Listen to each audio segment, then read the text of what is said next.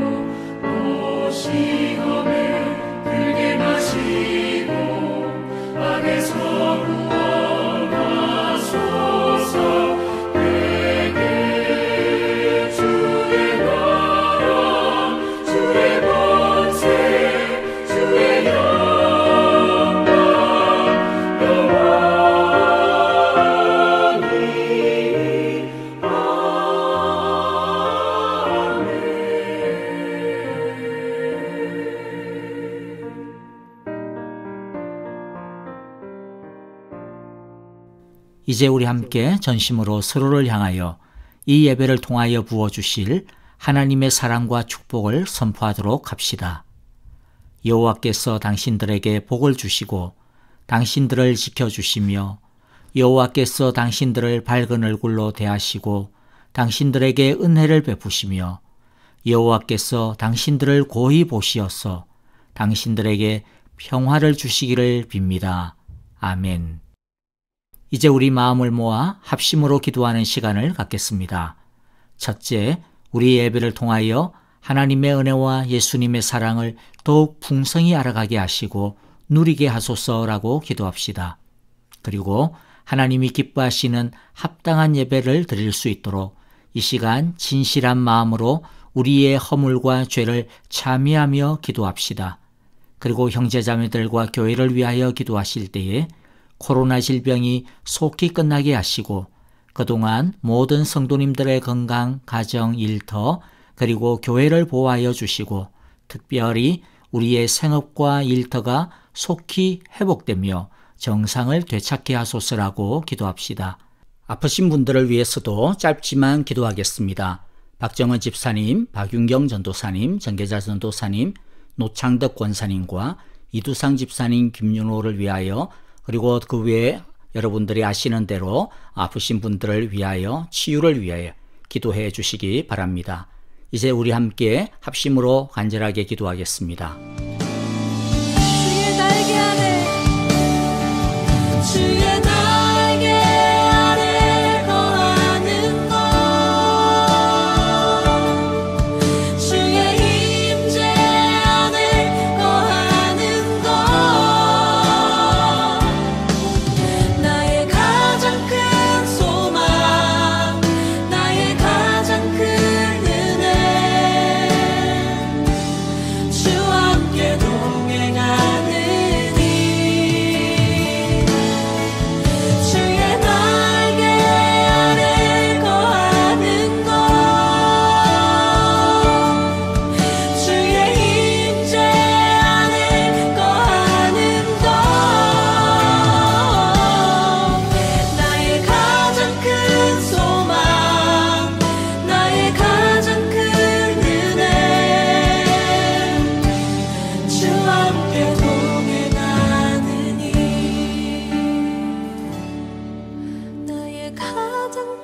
소망 나의 가장 큰 은혜 주와 함께 동행하느니.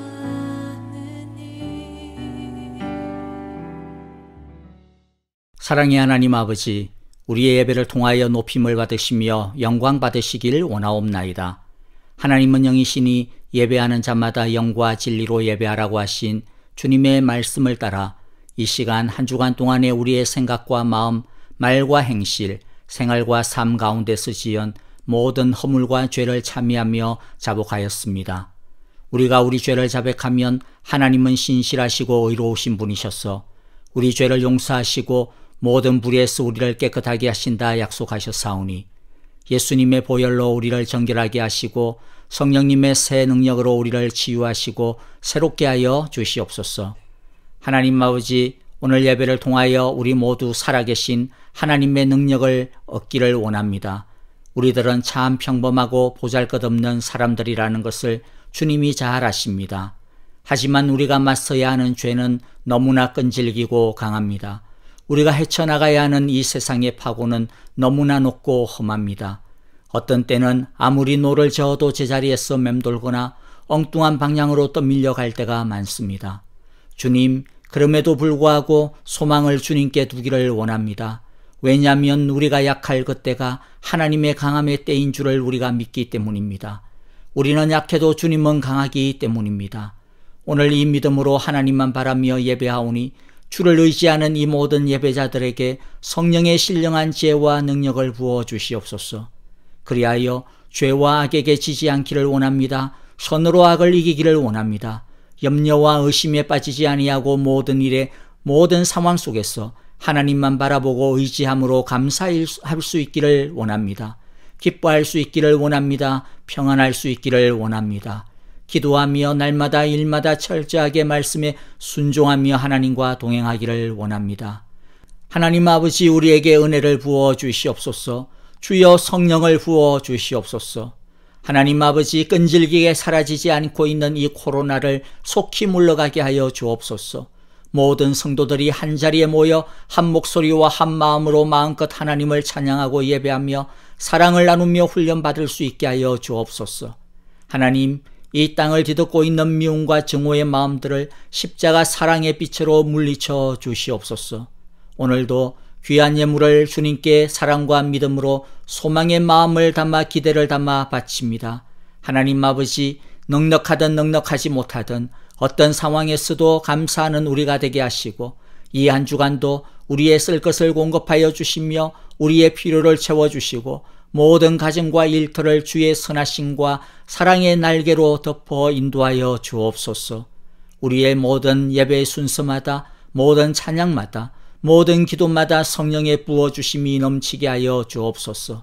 선포되어지는 설교를 통하여 하나님께서 말씀하시듯이 듣게 하여 주시고 듣기만 하지 말고 순종하며 헌신하는 우리 모두가 되게 하여 주옵소서. 이 모든 기도를 하늘과 땅의 권세를 지니신 우리 주 예수 그리스도의 크신 이름으로 기도하옵나이다. 아멘. 이제 우리 정성과 믿음을 다하여 찬송가 545장 이 눈에 아무 증거 아니 배어도 그리고 약한 나로 강하게 이 두 찬양을 드리겠습니다. 주님 안에서 우리의 연약함이 벗어질 것입니다. 주 사랑 안에서 우리를 독수리처럼 날아오르게 하실 것입니다. 합심으로 큰 목소리로 찬양 드리겠습니다.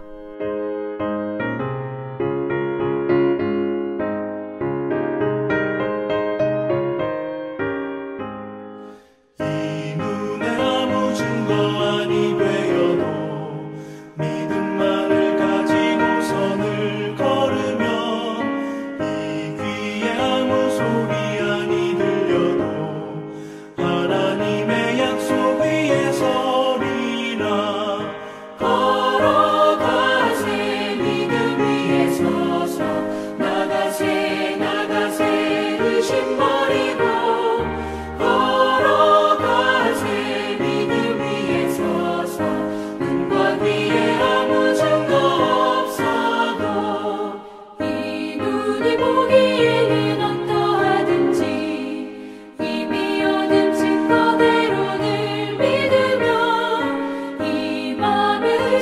없이 살아갈 때에 우리 소원 주 안에서 이루리.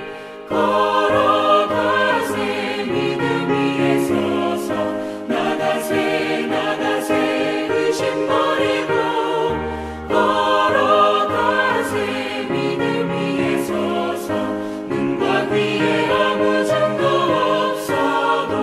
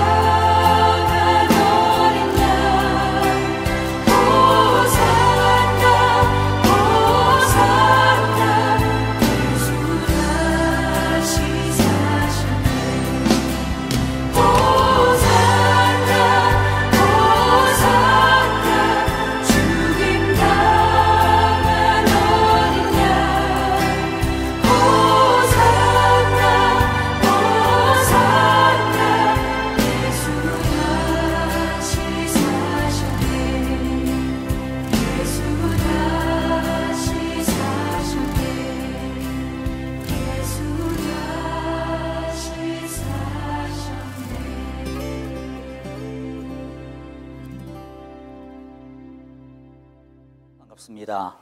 오늘도 하나님의 귀하신 은혜와 축복이 예배드리는 우리 모두 가운데 풍성하게 부어주시기를 간절히 바라고 기도합니다.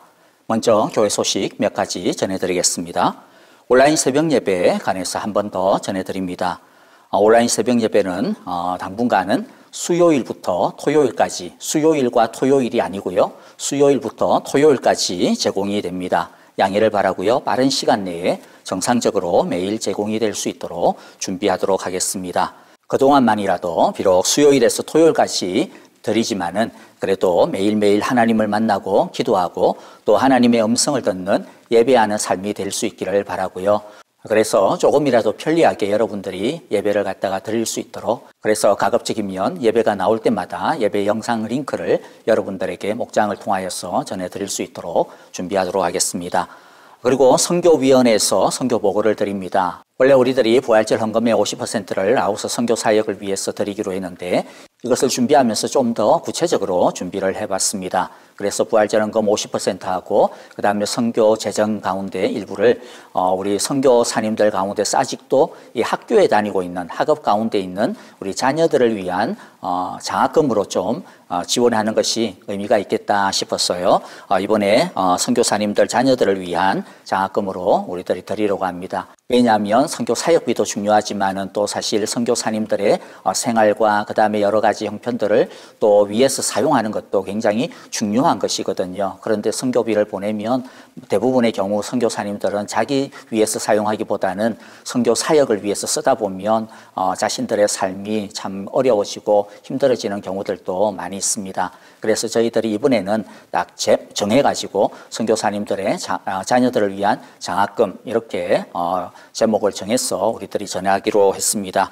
그래서 여러분들 보시면 라오스의 송국관 선교사님 자녀들 두 명하고 그 다음에 이스탄불의 피로 선교사님 자녀들 3사람 이렇게 전해 주기로 했습니다. 여러분들 많이 기도 부탁드립니다. 그리고 부활절 헌금이 약 10%인 500불을 시카고 지역의 어려운 교회를 돕는 이것에 사용하도록 시카고 교회 협의회에 헌금을 했습니다. 혹시라도 해외 선교비는 굉장히 많은데 왜 우리 이 시카고 지역을 위해서는 너무 작다 이렇게 생각을 가지시는 분들도 있을 수 있을 것 같아요. 왜냐하면 저도 사실 조금 그런 고민들을 하긴 했거든요.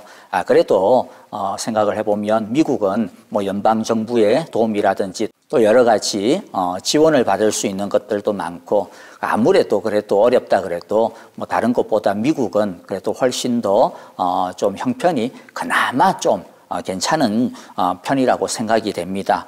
반면에 선교지는 이런 어려울 때일수록 더 어려워지거든요. 기존에 있던 선교비도 줄거나 아니면 끊어지게 되어지는 경우들이 이제 태반이고 그렇기 때문에 우리들이 이런 어려울 때일수록 더 먼저 또 더 많이 선교지를 돕는 것이 좀 더 우선순위에 맞겠다 그렇게 판단이 되어져서 이렇게 지원을 하는 것이니까 우리 성도님들의 많은 이해와 격려 그리고 또 앞으로도 많은 참여와 또 기도를 부탁을 드립니다. 그리고 또 보면요, 올해 라오스 송국관 선교사님께서 사역하시는 에스라 학교에 불우 아동들이 있는데요. 그 아동들을 후원하는 사역들을 또 하고 있습니다. 성도님들과 특별히 우리 또 아이들을 둔 이 젊은 엄마들이 같은 마음, 참 이렇게 연민의 마음을 가지고 많이 참여해서 우리 교회가 15명의 아동들에게 매달 40불씩 왜 40불이냐면 이 40불 가지고 한 아이가 이 한 달을 살 수가 있다 그래요. 먹는 것 가지고. 그래서 우리가 매달 40불씩 이렇게 후원을 하기로 했습니다. 후원 아동에 대한 사진들은 교회 라비에 게시가 되어져 있습니다. 여러분들 혹시라도 아직 가지고 있지는 않지만은 나도 여기에 동참하고 싶다라고 마음을 가지신 분들은요, 선교부의 이영록 장로님과 그 다음에 또 조호열 집사님에게 알려주시면 동참할 수 있게 되겠습니다. 나머지 광고들은 주보를 참조해 주시기를 바라고요. 이제 우리 함께 하나님의 말씀을 같이 읽도록 하겠습니다. 오늘 우리에게 주시는 하나님의 말씀은 출애굽기 6장 28절부터 7장 7절까지의 말씀입니다. 28절 제가 먼저 읽고요. 한 절씩 우리 교독하도록 하겠습니다. 여호와께서 이집트 땅에서 모세에게 말씀하실 때이다. 여호와께서 모세에게 이르시기를 나는 여호와다. 너는 내가 너에게 하는 말을 모두 이집트의 임금 바로에게 전하여라 하셨다. 그러나 모세는 여호와께 이렇게 대답하였다. 보십시오. 저는 입이 둔하여 말을 할 줄 모릅니다. 바로가 어찌 저의 말을 듣겠습니까? 여호와께서 모세에게 말씀하셨다. 보아라, 나는 내가 바로에게 하나님처럼 되게 하고 너의 형 아론이 너의 대언자가 되게 하겠다. 너는 내가 너에게 명한 것을 너의 형 아론에게 말하여 주고 아론은 그것을 바로에게 말하여 이스라엘 자손을 그 땅에서 내보내 달라고 하여라. 그러나 나는 바로가 고집을 부리게 하여 놓고서 이집트 땅에서 표징과 이적을 많이 행하겠다. 바로가 너희의 말을 듣지 않을 때에 나는 손을 들어 큰 재앙으로 이집트를 치고 나의 군대요 나의 백성인 이스라엘 자손을 이집트 땅에서 인도하여 내겠다. 내가 손을 들어 이집트를 치고 그들 가운데서 이스라엘 자손을 이끌어낼 때에 이집트 사람은 내가 여호와임을 알게 될 것이다. 모세와 아론은 여호와께서 자기들에게 명하신 대로 하였다. 그들이 바로에게 말할 때에 모세의 나이는 80살이고 아론의 나이는 83살이었다. 아멘. 하나님은 계속해서 모세에게 바로에게 가서 하나님의 뜻을 전해라. 즉 이제 이집트에서 이스라엘 백성을 내보내라 이렇게 말씀을 전하라고 합니다. 하지만 우리가 본문을 보면 모세가 굉장히 지금 기가 많이 죽어 있는 것을 보게 됩니다. 왜냐하면 앞전에 하나님께서 말씀하신 대로 바로에게 가서 말씀을 전하고 그랬더니 그때 뭐 그렇게 하면 바로가 기가 팍 죽어가지고 네 알겠습니다 뭐 이렇게 조금이라도 할 줄 알았는데 오히려 이 바로의 기가 더 거세졌습니다. 오히려 그냥 바로의 성질을 더 건드려 가지고 이스라엘 사람들이 지금 엄청나게 더 고생하고 있기 때문이죠. 그래가지고 지금 모세와 이스라엘 사람들 사이도 굉장히 안 좋아진 형편인 것이죠. 그래서 6장 12절에 보면 모세가 이렇게 말하고 있죠. 이에 모세가 여호와께 아뢰었다. 이스라엘 자손도 저의 말을 듣지 않는데 어찌 바로가 저의 말을 듣겠습니까? 저는 입이 둔하여 말을 할 줄 모릅니다. 뭐예요? 이스라엘 사람부터 이제 내 말을 안 듣는다라는 거죠. 그런데 바로가 어떻게 내 말을 들을 수 있겠느냐는 거죠. 그러면서 계속해서 모세가 하는 핑계 또는 아니면 어떤 그런 자기의 어떤 변명이 뭡니까? 나 부족하다. 뭐가 부족하다 그래요? 입이 둔하여서 말을 할 줄 모른다. 그렇게 이야기하죠. 오늘 30절에서도 동일하게 그런 말을 했습니다. 그래서 오늘 우리가 이 말씀을 통해서 첫 번째 살펴볼 내용이 뭐냐면 소유의 문제입니다. 소유의 문제. 능력이 어디에서 오냐? 소유냐 아니냐라고 하는 것인데요. 자, 다시 한 번 더 살펴봅니다. 30절에서 모세의 불안함, 모세의 부담감이 어떤 이유 때문이라고요? 입이 둔하여서 말을 할 줄 모른다. 자, 입이 둔하여 말을 할 줄 모른다라고 하는 이 말이 정확히 어떤 상황인지 확실하게 드러나는 것은 없지만은 그런데 하나님께서 아론을 통하여서 모세의 말을 받아서 바로에게 전하게 하는 거, 이스라엘 사람들에게 전하게 하라고 하는 이것을 보면 모세의 발음이나 또는 아니면 발성에 어떤 좀 문제가 있는 것이 분명해 보입니다. 모세에게 있어서는 이 문제가 굉장히 큰 컴플렉스였던 것 같아요. 왜냐하면 일전에 하나님께서 모세에게 호렙산 여호와의 산에 하나님의 산에서 나타나가지고 자 바로에게 가서 이스라엘을 구원해라 이렇게 보내려고 할 때 모세가 변명하는 여러 가지 중에 한 가지가 뭐였느냐면 바로 이것이었거든요. 나는 입이 둔하여서 말을 할 줄 모릅니다. 그러니까 다른 사람을 보내십시오. 이렇게 이야기했거든요. 그러니까 사실 모세는 지금 하나님께 뭐라고 말씀을 하고 있는 것과 같습니까?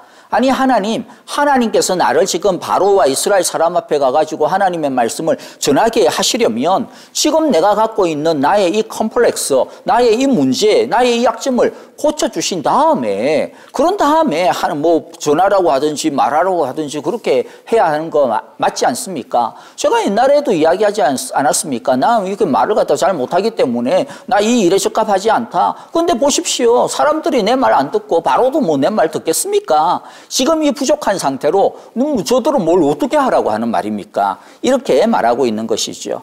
자신의 약점을 가진 채로는 자기 아무것도 할 수 없다라고 말하고 있습니다. 다른 사람을 인도하려면 다른 사람들이 끽소리 하지 못하도록 자기가 뭔가 다른 말이 가지고 있어가지고 와 모세 진짜 대단합니다 막 이렇게 해가지고 자기를 또 받들고 이래야 되지 않느냐라는 것이죠. 자신이 다른 사람들을 압도해야 되는데 지금 꼬라지가 뭐냐면 자기 이 말 때문에 오히려 주눅이 들어가지고 다른 사람 앞에서 막 벌벌 떨고 막 이게 식은땀이 난다. 이래가지고서야 어떻게 할 수 있겠느냐 이야기하는 것이죠. 그러니까 자기를 이스라엘이나 바로 앞에 세우려면 자기 어떻게 해라 지금 내 약점을 바꿔라. 나의 지금 이 부족한 부분을 채워달라. 이렇게 말을 하고 있는 것이죠. 여러분 이런 모세의 말에 대하여서 어떻게 생각을 하십니까? 아마 우리 모두도 모세의 말이 참 일리가 있어 이렇게 고개가 끄덕여지리라고 생각을 합니다. 우리도 사실 하나님의 일을 하려고 하거나 또는 아니면 하나님의 말씀을 통해 가지고 그렇구나 내가 뭔가 해야 되겠다 이렇게 할 때 우리 마음 가운데 또 어떤 부담감이 생깁니까? 내가 뭐라고? 지금 내가 가지고 있는 게 뭐가 있어가지고, 지금 내 능력 가지고 어떻게 할까? 지금 내 시간 가지고 어떻게 할까? 지금 내가 나의 형편 속에서 나 어떻게 할까? 우리 그렇게 생각이 드는 것이죠. 내가 가질 게 뭐라고? 이런 주눅이 드는 마음이 생깁니다. 그래서 우리는 하나님께 이걸 채워달라고, 이걸 메꿔달라고 그렇게 기도를 하는 것이죠. 그러니까 대부분의 기도가 어떻게 전개가 됩니까? 하나님 나에게 이게 부족합니다. 하나님 이것이 없습니다. 그러니까 나를 채워주세요. 내가 이거 채워주셔야만 내가 무엇인가를 할 수 있지 않겠습니까? 이렇게 더 많은 소유를 달라고 우리가 기도하는 것이 대부분입니다. 할 수 없는 이유가 뭐라고요? 무엇이 없어서라는 것이죠. 우리는 무엇이 있느냐 없느냐, 즉 소유의 문제가 가장 중요한 가장 큰 결정적인 것이라고 생각을 합니다. 여기서 소유라고 하는 것은 단순하게 물질만을 이야기하지 아니하고요. 우리의 모든 것을 이야기해요. 뭐 시간이라든지 체력이라든지 건강이라든지 아니면 어떤 여유로움이라든지 재능이라든지 학식이라든지 인맥, 뭐 지위, 심지어는 뭐 어떤 믿음, 신령한 것, 뭐 이런 와 같은 모든 것들이 다 해당이 됩니다. 그래서 우리는 끊임없이 더 많이 가져야 된다. 더 있어야만 된다. 그래서 여기 있는 것에 굉장히 집착을 하게 되는 것이죠. 자, 그래서 이제 우리가 두 번째로 오늘 본문을 통해서 살펴봐야 될 것이 생기게 됩니다. 그러면 하나님은 이 모세의 이런 마음에 대하여 우리들의 이러한 항변에 대하여 뭐라고 대답을 하시는가라는 것이죠. 7장 1절에 보면 여호와께서 모세에게 말씀하셨다. 보아라, 나는 내가 바로에게 하나님처럼 되게 하고 너의 형 아론이 너의 대언자가 되게 하겠다 말씀합니다. 두 가지 이야기하죠. 하나는 모세 너를 바로에게 하나님처럼, 즉 바로가 모세를 바라볼 때 뭐처럼, 신처럼 막 하나님처럼 엄청난 능력으로 압도하도록 만들겠다라고 이야기합니다. 자, 그런데 그렇게 하려면 모세가 생각할 때는 뭐가 있어야 된다고요? 말빨이 있어야 된다. 이 말을 갖다 내가 뭔가 이 문제 해결해야 된다 이야기했는데 하나님께서는 모세에게 말빨 주지 않습니다. 다른 해결책을 주셔요. 뭐죠? 함께 할 수 있는 대리자, 야, 너 옆에 서 있는 아론, 내가 그거를 지금 바로 그 일을 위해서 너에게 보낸 거야. 더욱더 내가 그를 아론을 더 사용하도록 할게. 이렇게 이야기하는 것이죠. 하나님은 모세가 자기에게 내 부족함을 채워달라고 이야기했는데 즉 자기가 가지고 있는 생각이 있죠. 내 이 말의 문제, 언어의 문제, 이 말빨의 문제를 해결해달라 그렇게 했는데 하나님은 뭐라고요? 모세가 원하는 대로 대답을 하지 않는다라는 것이죠. 우리가 이게 좀 주목해서 생각해야 될 문제인 것입니다. 우리가 생각할 때는 모세가 지금 그렇게 기도하는 것이 이기적입니까? 자기 마음대로 자기가 하고 싶은 대로 자기 일을 위해서 합니까? 아니죠. 하나님을 위해서 어떻게 보면 우리가 생각할 때도 굉장히 효율적이라고 생각하지 않습니까? 뭐 누구를 통해 가지고 뭐 하나님의 말씀을 전하고 이러면 시간도 오래 걸리고 그다음에 뭐 이렇게 주고받는 가운데서 뭔가 이렇게 어긋날 수도 있고 그것보다는 모세 자신이 직접 딱 이렇게 하나님의 말씀을 전하는 게 훨씬 더 빠르죠. 훨씬 더 효과적이죠. 그런데 왜 하나님은 모세의 이러한 요청을 거절하셨을까 하는 것을 좀 생각해 봐야 돼요. 이것은 사실 우리에게도 해당이 되어집니다. 하나님께서 이기적이고 정욕적으로 사용하는 것에 대해서는 거절하시는 것 당연하다라고 우리 생각을 합니다. 하지만 내가 하나님을 위해서 내 모든 것을 포기하고 심지어는 나의 뭐 어떤 이익과 나의 생명마저도 포기하고 하나님을 위해서 바치겠습니다. 하나님을 위해서 하겠습니다. 막 이러면서 하는데도 왜 하나님은 나에게 주시지 않을까라고 하는 그런 때가 있거든요. 그럴 때 우리는 이 말씀을 통해 가지고 하나님은 왜 우리에게 더 많은 소유를 주시지 않는지에 대해서 오늘 잘 배워야 합니다. 모세와 비슷한 일을 갖다가 경험하고 겪은 한 인물을 우리들이 잘 압니다. 누굽니까? 바울이죠. 고린도후서 12장 7절부터 9절 10절에 보면 바울을 괴롭히는 어떤 한 문제가 있었어요. 그 육체적인 가시라고 바울은 그것을 표현합니다. 아마도 시력의 문제, 안과적인 질환이 그 중에 하나였을 거라고 짐작할 수가 있습니다. 왜냐하면 사도 바울은 이 글을 쓸 때 자기 스스로 글을 쓸 수 없을 정도로 시력이 안 좋았어요. 어떤 눈에 문제가 있었습니다. 그래서 항상 누군가를 대피를 하도록 했죠. 매번마다 다른 사람의 손을 빌어가지고 바울이 이제 불러주면 또 받아 적고 이렇게 하니까 여러분 생각해 보세요. 얼마나 비효율적이에요. 하나님의 나라와 교회를 위하여서 사도 바울이 스스로 글을 쓰고 스스로 편지를 보내고 스스로 하나님의 이 복음을 갖다가 설명하고 그런 기록을 남겼다면 얼마나 더 많이 남겼겠습니까? 그리고 얼마나 더 자유롭게 하나님의 복음을 전하러 다닐 수가 있었겠습니까? 그래서 바울은 그것을 없애달라고 하나님께 간청했습니다. 고린도후서 12장 8절에 보면 내가 주님께 3번이나 간청했다 이야기하는데 여기서 3번 간청했다라고 하는 것은 딱 3번만 기도했다 그런 것이 아니고요. 매일매일마다 매번마다 기억 생각날 때마다 기도했겠죠. 그러나 적어도 3번은 아주 심각하게 이 문제를 가지고 오늘 우리가 쉽게 말하면 작정 기도를 했다 이야기입니다. 그런데도 불구하고 하나님은 이 육체적인 가시를 없애주시지 않았어요. 아니 사도 바울이 그렇게 기도하는데 남은 살리기도 하고 그런 남의 어떤 눈은 뜨게도 하는 그런 놀라운 하나님의 능력의 사도인데도 불구하고 하나님께서는 그의 기도를 들어주지 않았습니다. 그대로 그에게 남겼습니다.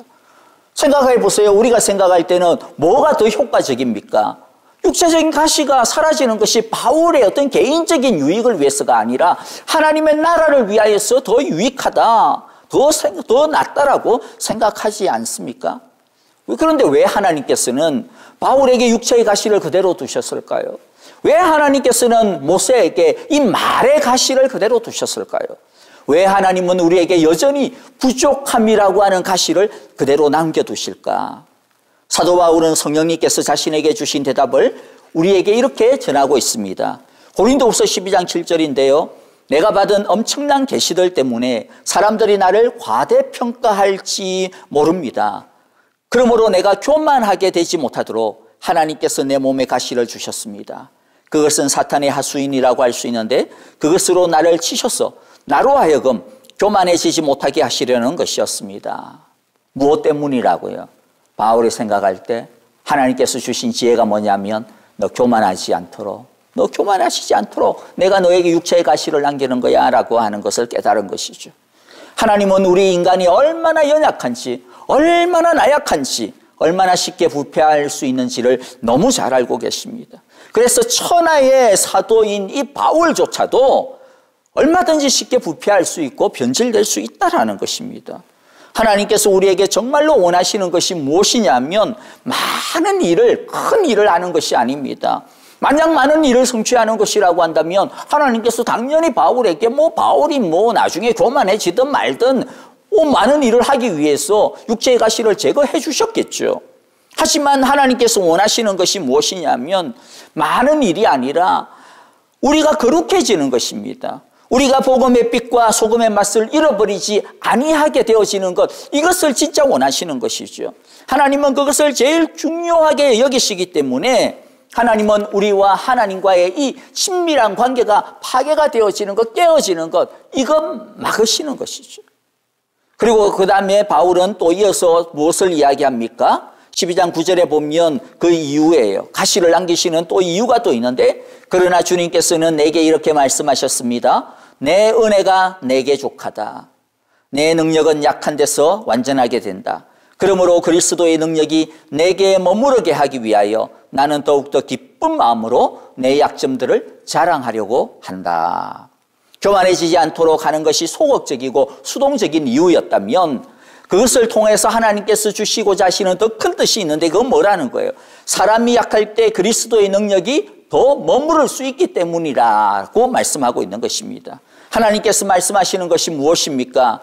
너희가 얼마나 많이 가지고 있느냐라고 하는 것이 나의 능력을 드러내는 것이 아니라는 것입니다. 처음에도 말씀드렸지만은 세상은, 우리들은 대부분 어떻게 생각한다고요? 더 많이 소유해야만 하나님도 나에게 더 많은 능력을 주시겠지, 나를 통하여 더 많은 일을 하시겠지, 더 많은 영광을 돌리겠지라고 생각하지만 그렇지 않다라는 것입니다. 그래서 우리는 그거 더 많이 얻기 위해서 기를 쓰고 더 많이 얻는 것, 거기에 우리의 모든 기도의 제목들이 집중이 되고 막 그러지만은, 그러나 하나님의 대답은 무엇이라고요? 얼마나 더 많이 가지고 있는 여부와 하나님의 능력은 사실 아무런 상관관계가 없다라고 말씀합니다. 제가 이렇게 말씀을 드리면 어떤 사람들은 너무 지나친 거 아닌가? 많이 가지고 있으면 무엇인가 더 많이 할 수 있는 가능성이 있는 거 아니야? 효능이 더 있는 거 아니야?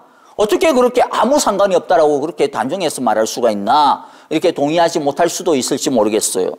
물론 많은 것을 가진 분들 중에서 자신이 가지고 있는 것을 가지고 하나님의 능력을 많이 드러내며 살고 있는 사람들도 있습니다. 그러나 그것을 보고서 그 사람이 가진 소유가 그 하나님의 능력을 드러낸다라고 말할 수는 없는 거예요. 왜 그럴까요? 먼저 우리가 좀 전에서 살펴보았던 고린도후서 12장 7절에 따르면 많이 가지는 것이 오히려 더 위험할 수 있기 때문에 그렇습니다. 뭐 때문에요? 교만할 수 있기 때문에, 하나님을 떠날 수 있다라는 것이죠. 그래서 오히려 남들보다 더 많이 가진 것이 오히려 하나님의 능력을 가리울 수 있다라고 하는 것이죠. 심지어 바울처럼 신령한 것을 더 많이 소유하는데도 불구하고 그렇다라는 것이죠. 그러니 무엇을 또 얼마나 많이 소유하고 있느냐라고 하는 것은 그 자체는 하나님의 능력과 아무런 상관이 없다라고 말할 수 있는 것이죠. 그러면 능력은 무엇과 관계가 되어져 있어요? 고린도후서 12장 9절에 보니까 그리스도의 능력이 내게 머무르는 것에 달려있다. 무엇에 달려있다고요? 그리스도의 능력이 내게 머무르는 것에 달려있다라고 하는 것을 이야기하고 있습니다. 그래서 하나님은 자기가 택하신 백성들을 굳이 세상적인 것으로 완전하게 하시지는 않는 것 같아요. 그래도 뭐 별로 하나님께서는 부담이 없으신 것 같아요. 무엇인가 부족한 상태로 내버려 두는 것에 대해서 하나님은 별거리 기임이 없으십니다. 약한 부분이 있다면 오히려 약한 부분을 계속 내버려 두시기도 합니다.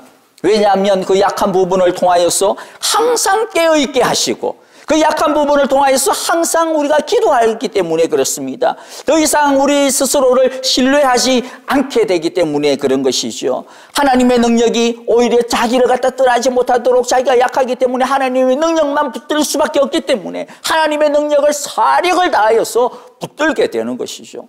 그래서 계속 하나님 안에 머물러 있게 하기 때문에 하나님께서는 오히려 그게 더 축복이다 말씀하시는 겁니다. 그러므로 여러분, 무엇인가 꽉 막힌 것 같습니까? 무엇인가 부족하다라고 답답하십니까? 그렇기 때문에 불안한 마음을 떨쳐버릴 수가 없습니까? 사실 자주 우리 그런 거 느끼죠. 저도 마찬가지고요.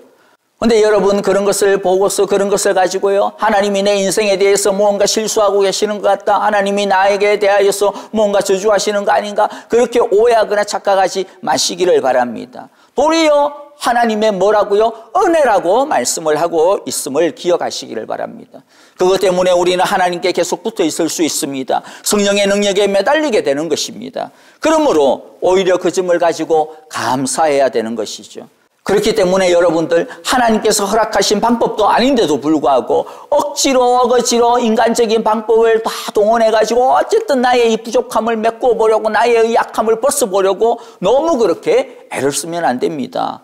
설령 그렇게 해서 해결이 될 수 있을지는 몰라요. 그러나 하나님의 은혜는 떠나게 됩니다. 도리어 우리는 바울처럼 기도해야 될 줄 믿습니다. 하나님의 능력이 더 많은 것에 있지 않음을 내가 나로 하여금 알게 하여 주시니 감사합니다. 하나님, 나의 약함을 통하여서 하나님의 능력이 드러나게 하여 주시옵소서. 하나님, 사람의 약하고 부족한 것을 통하여서도 얼마든지 하나님의 능력이 나타날 수 있다라고 하는 것을 이 기회를 통하여, 나의 약함을 통하여서 사용하여 주시고 드러내 주시옵소서. 하나님, 이 약한 것을 통하여서 하나님께서 나에게 무엇을 원하시는지 알게 하여 주옵소서. 그리하여서 내가 어떻게 하기를 원하시는지, 주님, 내가 그 뜻을 따라가기를 원합니다. 하나님이 원하신다면, 그게 하나님께서 원하신다면 나는 이 약함 가운데 계속 그해도 상관없습니다. 이 약함을 통하여서 하나님께 더욱 가까이만 가게 하여 주시옵소서. 이 약함을 통하여서 하나님의 뜻을, 하나님의 영광을 이루어 주시옵소서. 여러분, 우리가 이렇게 기도할 때 하나님이 진짜 기뻐하시고요, 우리가 그렇게 기도할 때 진짜 우리의 약함을 통하여서 하나님의 강함이 드러나게 되어질 것입니다. 이제 우리가 살펴볼 세 번째 주제가 있는데요. 그것은 바로의 비극입니다. 3절에 보면 그러나 나는 바로가 고집을 부리게 하여 놓고서 이집트 땅에서 표징과 이적을 많이 행하겠다 말씀하죠. 자, 여기 보면 하나님께서 바로로 하여금 고집을 부리게 할 것이라고 이야기하는데 다른 성경, 한글 성경에는 하나님께서 바로로 하여금 강팍하게 하실 것이다 이렇게 표현을 했습니다.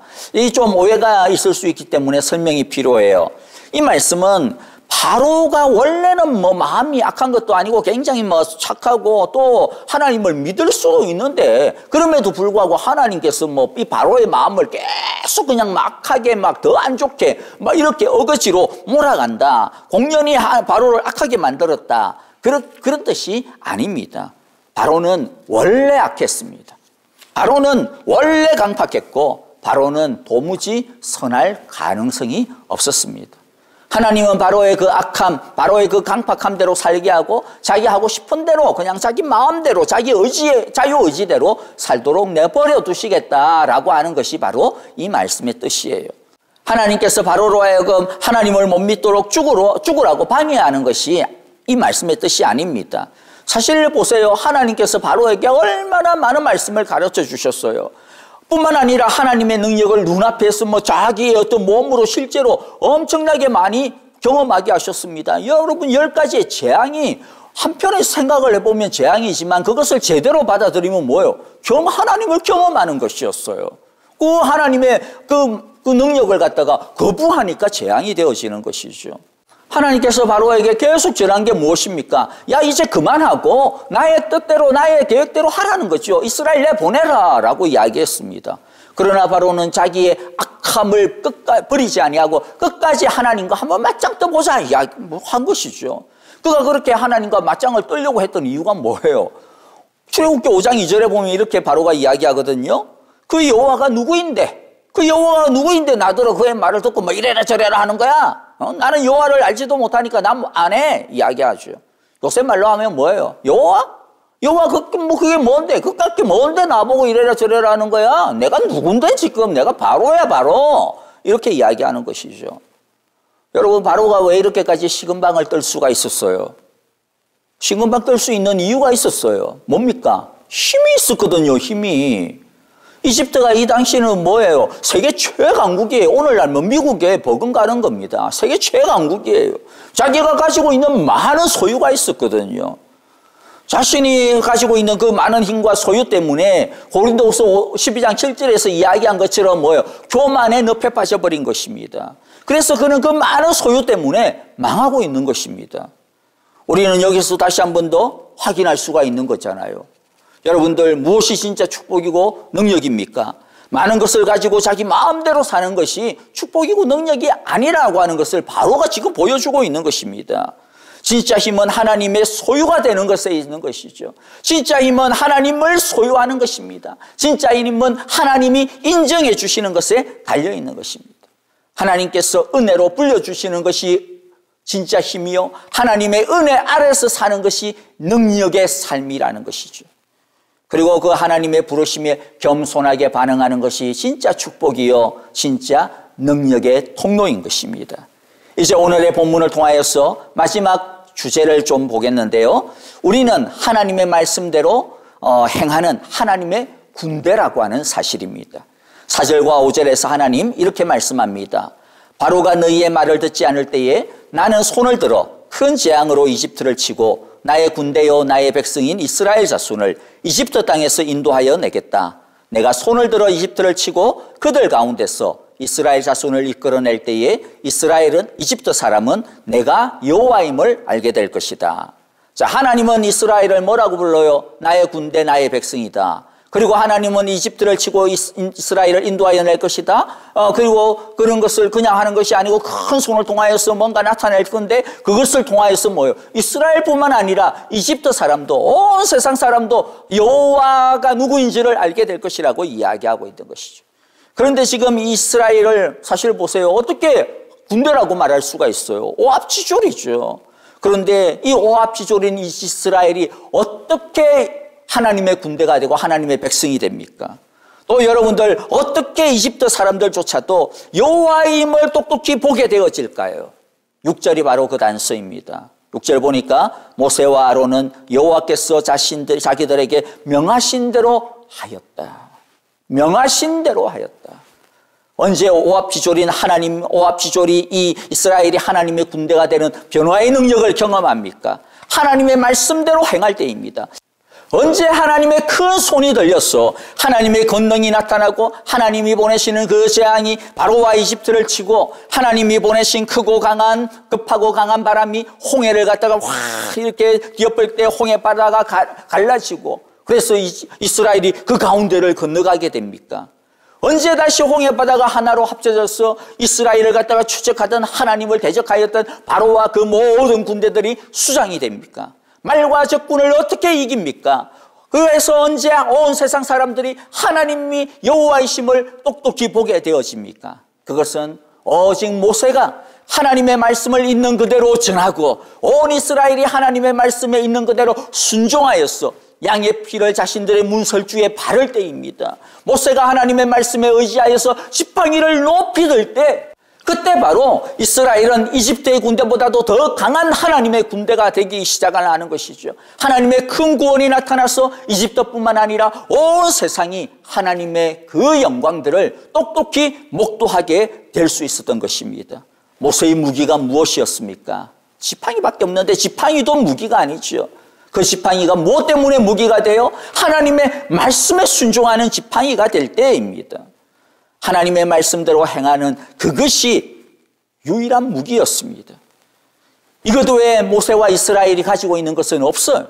오늘날 우리도 마찬가지입니다. 여러분, 우리가 언제 하나님의 군대가 됩니까? 하나님의 십자가의 복음을 듣고 믿음으로 받아들이고 믿음으로 순종하며 믿음으로 우리 주 예수 그리스도를 나의 주 나의 하나님으로 나의 인생의 주로 그리스도로 고백할 때입니다. 믿음으로 순종할 때만이 의인이 될 수가 있는 것이죠. 언제 온 세상 사람들이 하나님의 영광을 보게 되어집니까? 오늘날 우리들이 지팡이로 홍해바다를 가르지 않는 그런 것이 나타나지 않는다고 해가지고 하나님의 영광이 나타나지 않는 게 아닙니다. 오히려 더 큰 하나님의 영광이 나타난다라고 이야기하는데 언제입니까? 오늘날에는 무엇보다도 하나님의 말씀에 우리들이 순종하여서 성령의 열매를 맺을 때라고 이야기합니다. 빛과 소금이 되어서 이 어두운 세상을 밝힐 때 그때가 진짜 영광이 드러나는 때라고 말씀하고 있는 것이죠.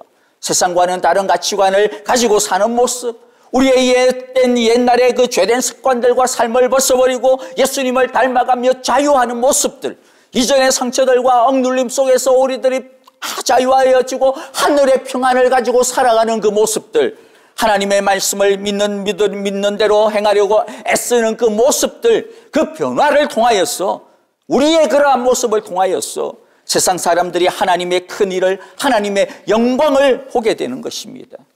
말씀을 마무리하겠습니다. 하나님의 능력은 소유에 있지 않음을 우리 모두 꼭 기억합시다. 하나님의 능력은 오직 하나, 하나님의 말씀대로 순종하는 것, 거기에 있습니다. 그러므로 우리는 늘 하나님의 말씀대로 행하기 위하여서 늘 말씀을 들어야 합니다. 이것을 게을리하지 아니하면요, 우리들은 너무 쉽게 세상의 소리에, 내 마음속에 있는 이 욕망의 소리에 다시 따라갈 수밖에 없습니다. 하나님의 말씀대로 행하는 것, 이거 자동으로 되지 않습니다. 쉽지 않습니다.